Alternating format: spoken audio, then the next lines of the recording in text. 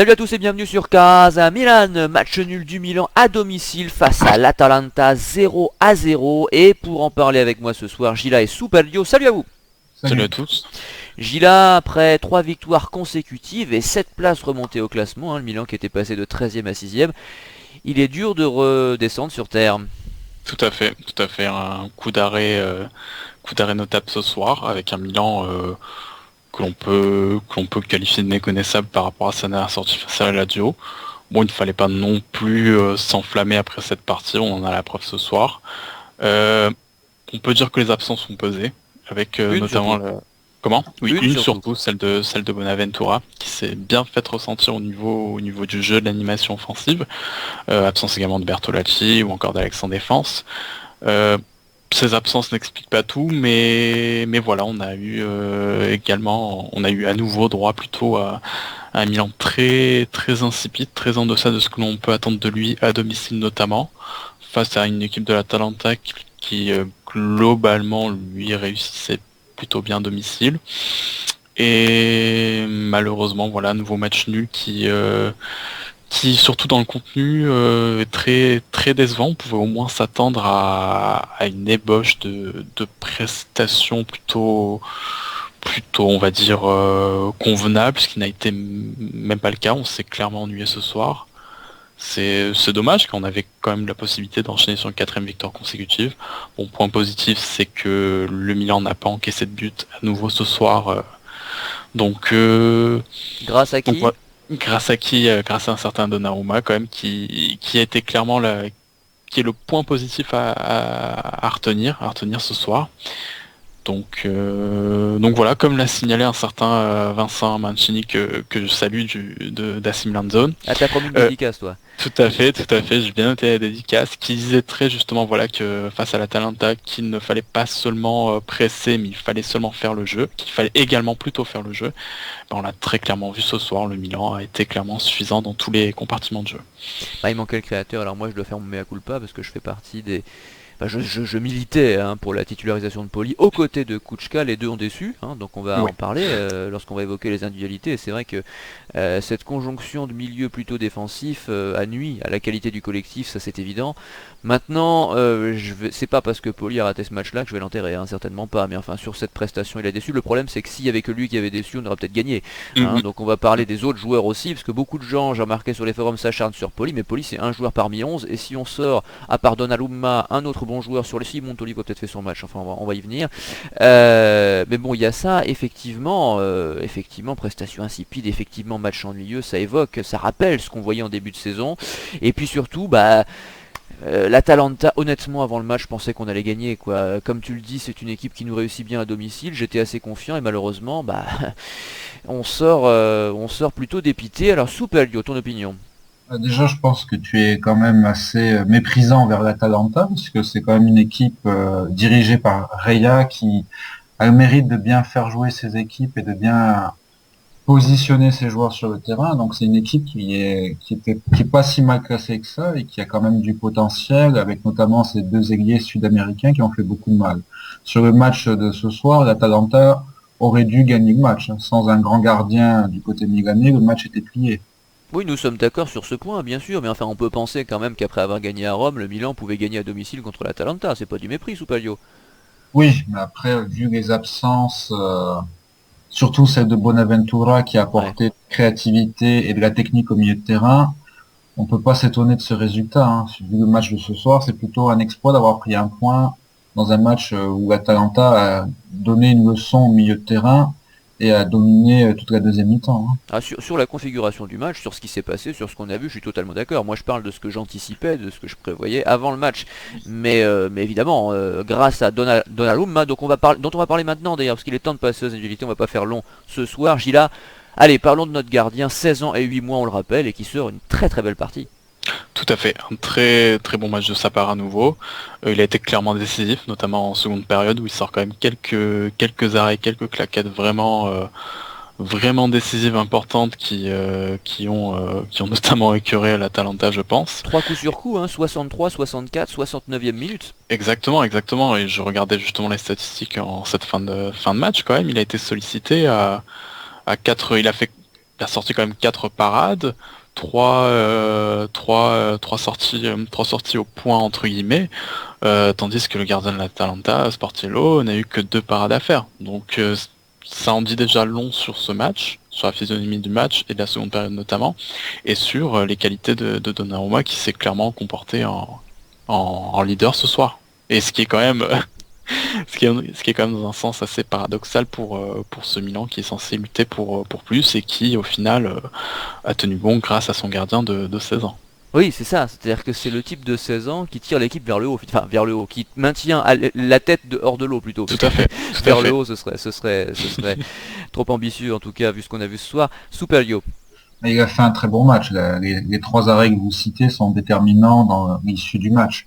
Après, il vient d'être convoqué avec les espoirs.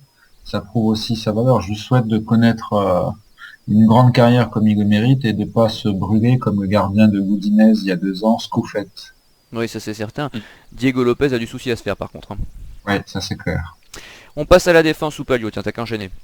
Alors la défense, bon, Mexès, je l'ai trouvé bon dans le placement, mais très nerveux. Il prend un carton jaune tout à fait inutile pour une contestation qui ne le concernait même pas. Romagnoli qui continue sur sa lancée avec des prestations sérieuses et toujours un bon placement. Le seul bémol à sa prestation, ça serait les fois où il a été pris de vitesse par Gomez ou Morales en deuxième mi-temps, mais sinon globalement il a fait un bon match. Deschilio catastrophique, heureusement qu'il a été remplacé, il aurait même pu avoir un carton rouge en première mi-temps. Calabria qui a fait une bonne rentrée, qui a bien fermé son côté, a fait des bons retours.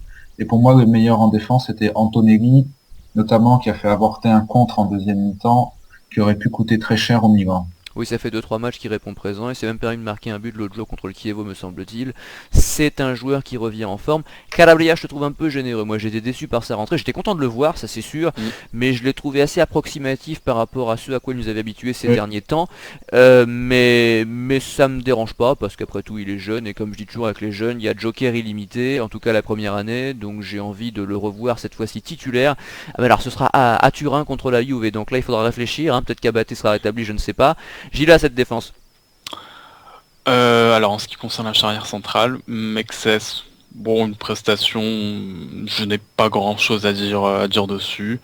Prestation correcte dans l'ensemble, il n'a pas non plus été plus inquiété que ça outre mesure. En ce qui concerne Romagnoli, première période que j'ai trouvé un peu en deçà, il s'est bien mieux repris ensuite. Prestation in fine correcte également de sa part.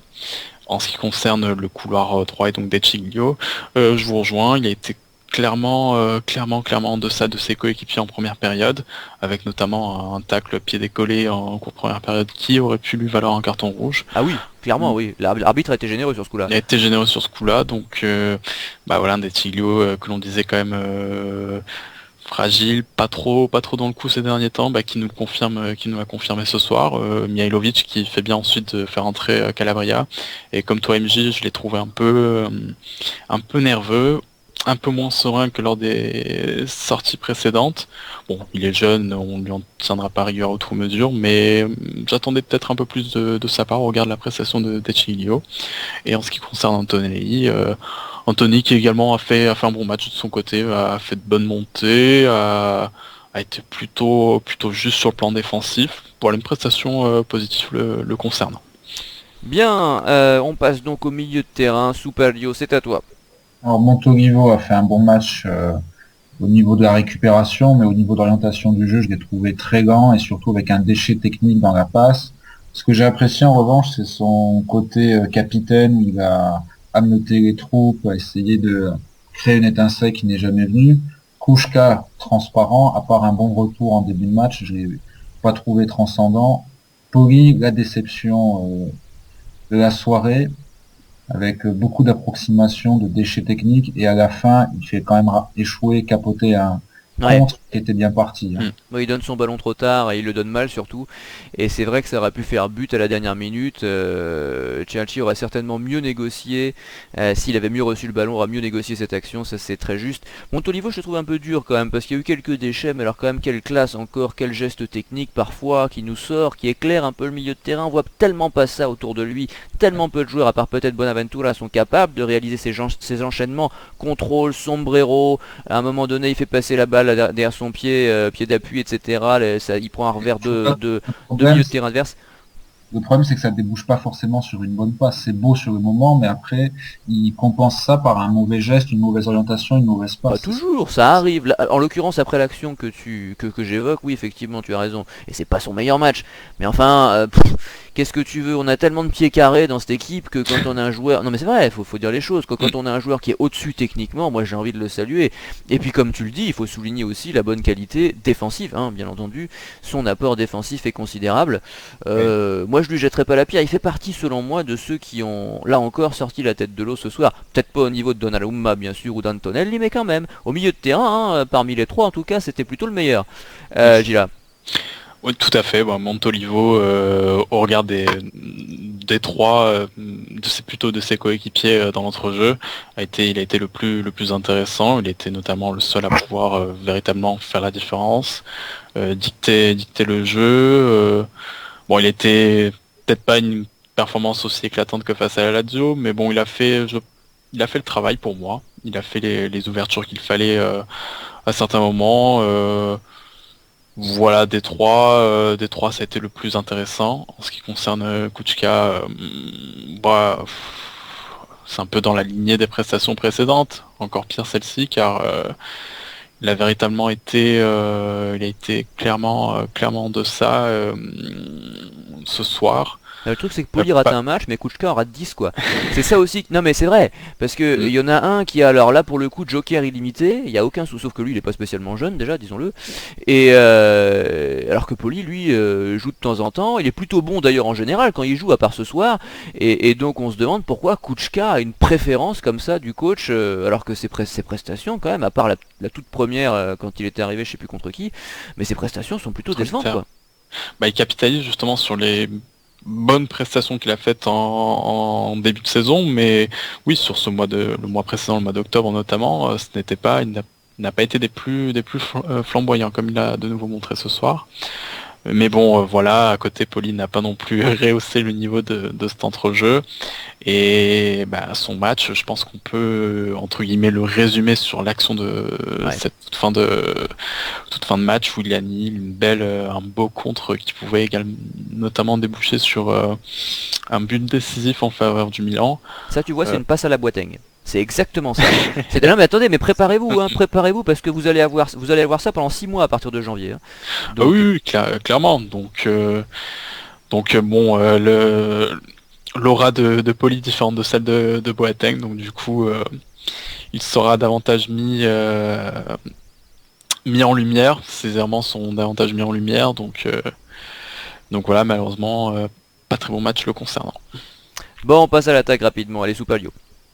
Alors Niang faisait son retour, j'ai trouvé qu'il a été généreux dans les formes, au niveau technique, beaucoup de gestes superflus, et je l'ai pas vu provoquer son vis-à-vis Raimondi qui est assez grand et qui aurait pu prendre de vitesse. Oh, il y a eu quelques actions sympas quand même. Quelques actions, mais honnêtement c'est assez terne hein, comparé à son potentiel au niveau de vitesse, il aurait pu apporter plus et créer plus de danger à Raimondi qui s'en est bien sorti sur sa ligne. C'est sûr, mais on rappelle qu'il a pas joué quand même depuis très longtemps. Hein. Oui. Ça, c'est la circonstance atténuante. Baka n'a eu aucun bon ballon. Donc il lui faut ces ballons pour les mettre au fond quand même. Donc j'ai pas trop envie de l'incriminer sur ce match-là. 21ème quand même, il fait peut-être un dribble de trop, rappelle-toi, et la frappe est contrée la dernière minute. Ça aurait pu être mieux quoi, je veux dire, il aurait peut-être pu frapper un peu plus tôt, mais effectivement il n'a pas été gâté comme la plupart des attaquants milanais qui succèdent depuis des années. Hein. Cerci avait présenté des progrès intéressants ces dernières semaines, mais Gamberi a été de courte durée. Hein. Il a eu quelques fulgurances sur le côté, mais combien de passes mal dosées et surtout assez de dribbles tentés qui sont toujours les mêmes, ce débordement sur son côté qui est toujours répétitif et prévisible. Et j'ai trouvé qu'il avait quand même disparu en deuxième mi-temps. On l'a revu en fin de match, mais pendant la moitié de la deuxième mi-temps, on l'a quasiment pas vu. Après, sur les remplaçants, Honda quasiment invisible, sauf sur sa passe à la fin. Et Luis Adriano qui aurait pu marquer si son coup de tête n'avait pas été dévié sur la ligne par un défenseur de l'Atalanta. Une entrée, 79e. une entrée plutôt intéressante, mais un peu tardive. Merci Gila. Une analyse globalement identique, avec un Baka qui n'a pas été mis dans de bonnes dispositions pour pouvoir être décisif. À partir de là, sa prestation là encore est certes décevante, mais compréhensible. En ce qui concerne Niang, une prestation à contrario plutôt intéressante. Il s'est montré véritablement actif en première période. Il s'est ensuite un peu plus éteint en seconde période, ce qui est logique au regard de son état physique, mais à revoir. Je l'ai trouvé plutôt juste dans ses choix, lors de ses offensives. Donc il y a vraiment, il se présente vraiment comme une alternative intéressante à Mihailovic parmi les À Bonaventura. Hein. à Bonaventura, tout à fait. Mihailovic joue pas encore ailier gauche. Gila est fatigué, il faut pas lui en vouloir, il a rédigé l'article pour le site, etc. Il est tard. Tout à fait. Hein. Tout à fait. Et puis surtout Après, on est un petit peu on est un petit peu apathique comme ce Milan. C'est-à-dire que on est à l'image du match auquel on vient d'assister. Hein. Il n'y a pas une grande passion pour présenter cette émission, mais enfin on espère des jours meilleurs, notamment dans 15 jours contre la Juve. Et là c'est vrai qu'il y aura de l'enthousiasme, de la passion et peut-être un petit peu plus d'intensité sur le terrain. Je te laisse finir Gila. tout à fait. Donc Nyang qui est surtout appelé à évoluer sur le côté droit, et notamment en lieu et place de Cerci, et un Cerci qui m'a semblé identique à celui qu'on a vu face à Sassuolo, c'est-à-dire un ailier droit assez stéréotypé qui répète à l'envie le même type d'action sans suite derrière, notamment les fameux débordements dont parlait Super Lio. Donc voilà, il s'est un peu plus éteint par rapport aux bonnes sorties précédentes. Voilà, le concernant, là encore, une prestation assez décevante à l'image de ses coéquipiers. Bien allez, c'est l'heure du mot de la fin, on traîne pas. Superlio, c'est à toi. Mon mot de la fin, ça serait de saluer Roberto Donadoni qui a retrouvé un banc à Bologne et qui fait un très bon début d'intérim, enfin plutôt de remplacement définitif avec ce club, avec 6 points en 2 matchs et 5 buts marqués et un jeu qui commence à se développer. Donc j'avais envie de saluer son retour au premier plan. Gila. Une trêve que l'on espère Productive. utile, car il faudra derrière enchaîner face à la Juve et pour l'autre gros match de ce début de saison après celui face à l'Inter. Oui, qui commence à dater déjà, qu'on avait perdu, donc on espère un autre résultat à Turin, dans ce fameux nouveau stade. Messieurs, nous nous retrouverons donc dans 15 jours, on parlera de la nationale et bien sûr, mais plus au mois de décembre après le tirage de l'Euro, on va pas faire les matchs amicaux, et puis on fera une émission sur les 23, et puis on sera là pour l'Euro bien évidemment, mais là pour l'instant, focus sur ce Milan. Messieurs, bonne soirée, bon week-end, à bientôt, salut. Salut.